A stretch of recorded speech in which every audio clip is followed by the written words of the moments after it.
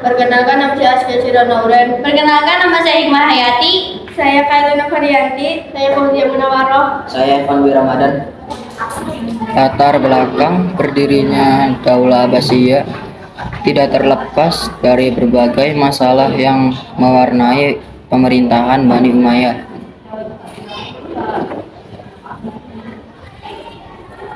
Sejak awal berdirinya dinasti Umayyah atau Sunni, kelompok Muslim Syiah telah memberontak karena merasa hak mereka terhadap kekuasaan dirampok oleh Muawiyah atau pendiri Bani Umayyah dan keturunannya.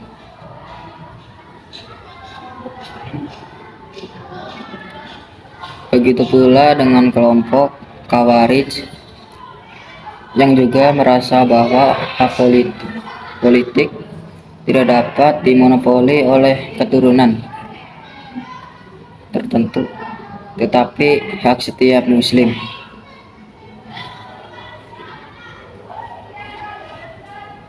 Masalah itu terus memburuk hingga pada pertengahan abad ke-8 banyak umat yang tidak lagi mendukung Bani Umayyah yang dinilai korup, sekuler, dan memihak sebagian kelompok lain yang sangat membenci kekuasaan dinasti Umayyah adalah Mawali, yaitu orang-orang Muslim non-Arab. Proses pembentukan dinasti Abbasiyah. Dinasti ini didirikan oleh Abu Abbas As-Saffah. As-Saffah berarti penuh darah. Ia diberi gelar ini karena ia memiliki kemampuan yang keras dan tidak segan-segan untuk menumpahkan darah guna mewujudkan keinginannya. Langkah-langkah Bani Abbas untuk mendirikan Daulah Abbasiyah: 1. Membentuk gerakan di bawah tanah dengan melakukan propaganda, menyusun kekuatan secara diam-diam dengan tokoh antara lain Muhammad Al-Abbas, Ibrahim, Al-Imam Abu Muslim Al-Khurasani. Dari ketiga tokoh propaganda tersebut, Abu Muslim Al-Khurasani merupakan propagandis yang paling sukses dan terkenal. 2. Menerapkan politik persahabatan, artinya keturunan Bani Abbas tidak memperlihatkan sikap permusuhan dengan Bani Umayyah atau siapapun. 3. Menggunakan nama Bani Hashim Ahlul Bait. Hal ini dimaksudkan agar mendapat simpati umat dan dukungan dari kelompok pendukung ahli. 4. Menjadikan Khurasan sebagai tempat kegiatan gerakan Bani Abbas yang dipimpin oleh Abu Muslim Al-Khurasani.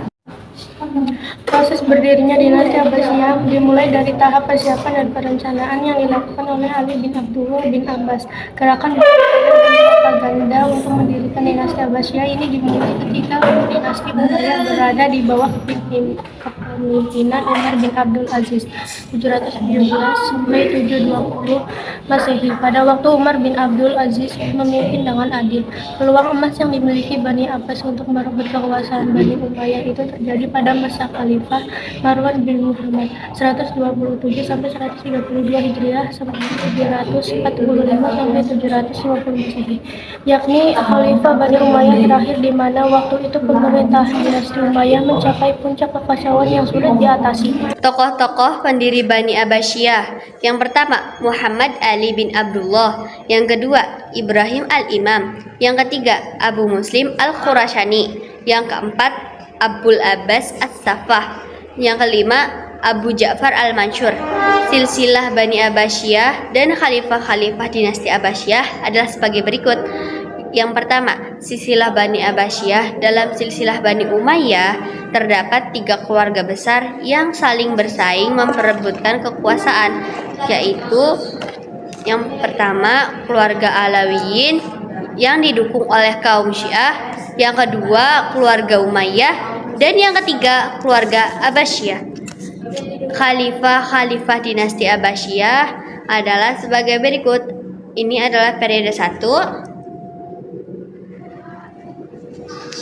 Periode 2, periode 3, periode 4, dan periode 5. Baghdad sebagai pusat kekuasaan.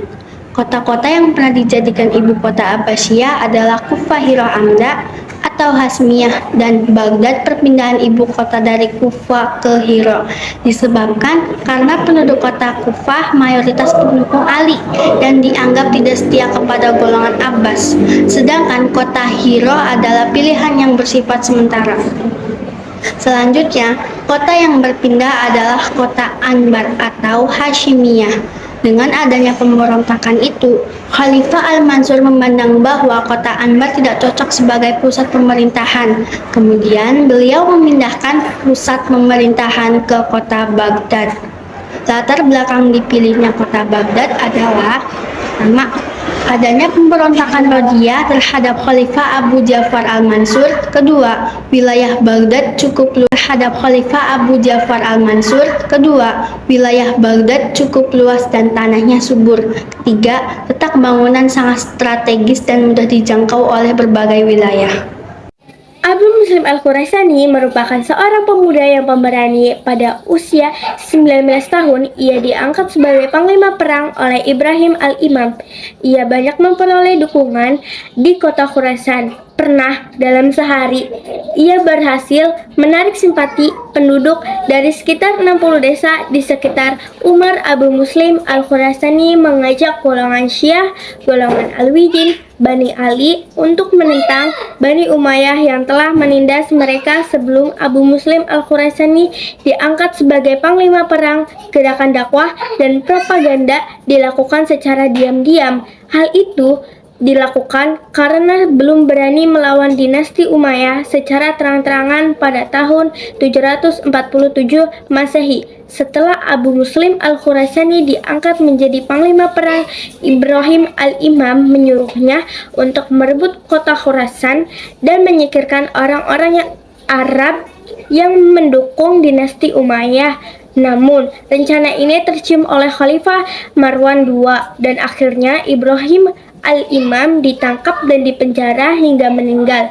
Selanjutnya, komando perlawanan diambil alih oleh ponakan Ibrahim Al-Imam yang bernama Abdullah bin Muhammad yang dikenal sebagai Abu Abbas As-Saffah.